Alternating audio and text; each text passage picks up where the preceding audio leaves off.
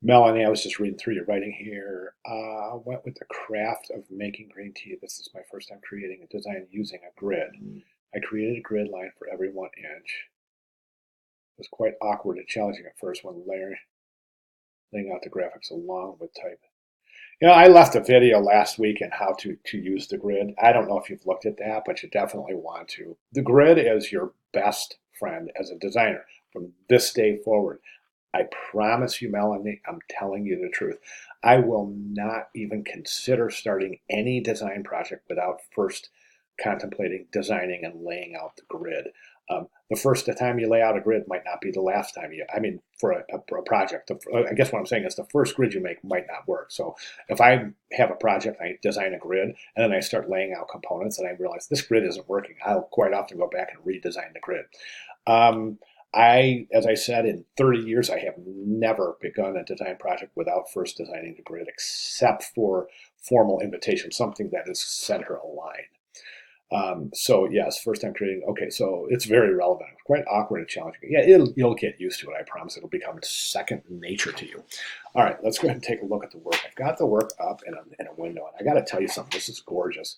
I think it's just a fantastic start. Really good job. So what we're going to do, Melanie, is we're going to go through, make sure all the requirements are here. Then we're going to talk about type and layout. Sound good? All right, let's start with the requirements. Object must be dominant. So you're saying green tea. So this is, I guess this would be considered, this gets a little sticky here because as you're saying green tea, is green tea designed? That's what I'm saying. You're picking an organic element instead of a designed item. We can make it work, but I understand it's a little bit sticky in some areas. Object must be dominant. So how do you make tea as dominant? Right now you're showing pouring the tea, but this will work for me. All right, this is the dominant image. We can clearly see it's green tea, and we can clearly see that it is the dominant image. Um, okay, this is just like a quick hit list of the requirements, and these are all taken directly from the instructions page right here, week 4, assignment 4, part 1, and these are the instructions, objectives, and design requirements. So that's where I'm getting these in case you're wondering. Let's go back and continue. Object must be shown with somebody using it or someone interacting with it. We don't see that here.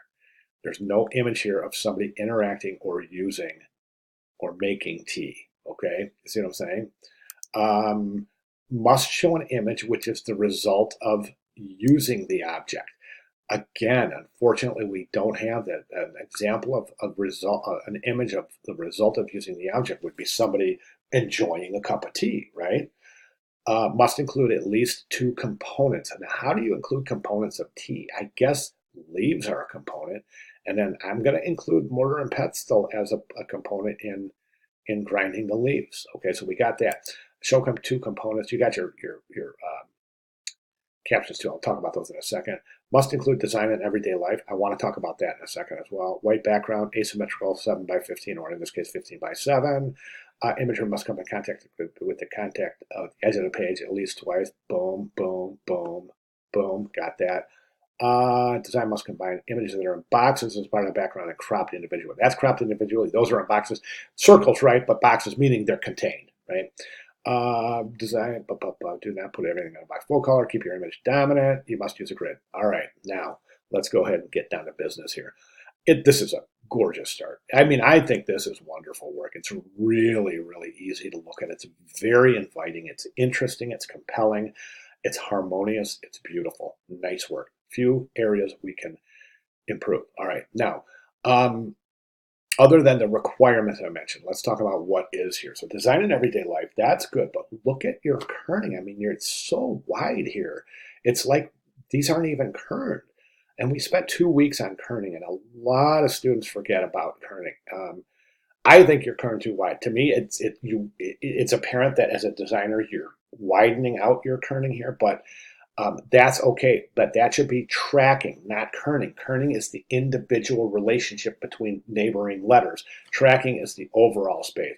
What I would do is I would go in and I would kern these and then increase the tracking, because right now there's just, look at this space right here. Look at that huge gap between the E and the V, and especially right there. Look at that. It's a whole ocean. I mean, there's just a huge gap right there. So you want to watch your kerning.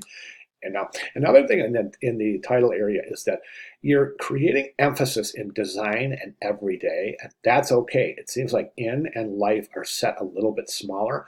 And if you wanted to create a typographic composition, I'm all for it, but I'm not sure this is working right here. Try to really study some typographic compositions and see if you can maybe incorporate some further engagement in this area right now. Right now, it almost looks like a mistake. The word in and life are smaller. At the very least, what I would do is you could just decrease the size of in,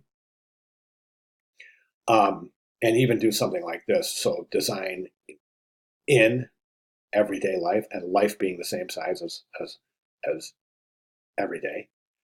Do you see what I'm saying? Or reduce the size of that and keep that the same. I don't know, just keep on working on that to make that. Right now, it seems like there's a mistake in that this is smaller. The in and life are smaller than design and everyday. So I get what you're saying, but I think the execution can be improved a little bit.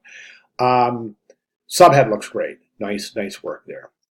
One thing you might consider in that subhead is maybe, since you're using all cap in the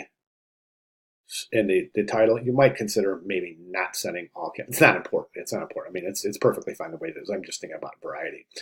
Okay, so I think that the typeset looks pretty good. It actually looks great right now. That looks like it almost looks like there's two spaces after that period right there. Either that or there's no space right there. But we have some inconsistencies. I think there's two spaces right there. So you want to adjust for that. I think your rags look great. Really nice job. Now, my only recommendation here in this is that one could theoretically argue that these lines are too long. Another thing is in your body copy right now, I would increase the tracking in the body copy. Definitely. I think the leading is beautiful, but the tracking is a little bit tight. So I would increase the tracking in the entire paragraph. Let me see. Rags look great. Spacing. Other than that, one could theoretically argue that the line lengths are too long now. Optimal character count is in between 49 and 69 or so characters, depending on the audience. But right now, you're probably pushing 100. And when I say, well, maybe 80. But what I'm saying is you count the characters as well as spaces and punctuation, and an optimal line should be between 49 and, let's say, roughly 69 or 65 to 69 characters. If there's more than that, it might be an indication that you want to create two type columns instead of one type box. Create two columns of type. As far as the right now, this is a little wonky because it's cropped so far off the page, it's not recognizable. Now, it says gather leaves, but if we remove that, this should be able to stand alone. Right now, I think you could choose a more appropriate image of the tea leaves there. Okay. Also, think about maybe placing the, again, you've got all cap here, so you might even consider introducing a serif typeface here for typographic variety. But I would recommend placing your captions on an italic. Okay, this image here also is really super nondescript. So, by the way, good job mimicking the shape of the coffee for your frames for your images. That's very smart. This image, though, not so much. I would replace that image. It's just really super nondescript. It's kind of boring. All right, so that's it, really. Those are my recommendations. But this is just a fantastic start. Beautiful work. Beautiful work. So any questions at all, please let me know. All right, great. Thanks.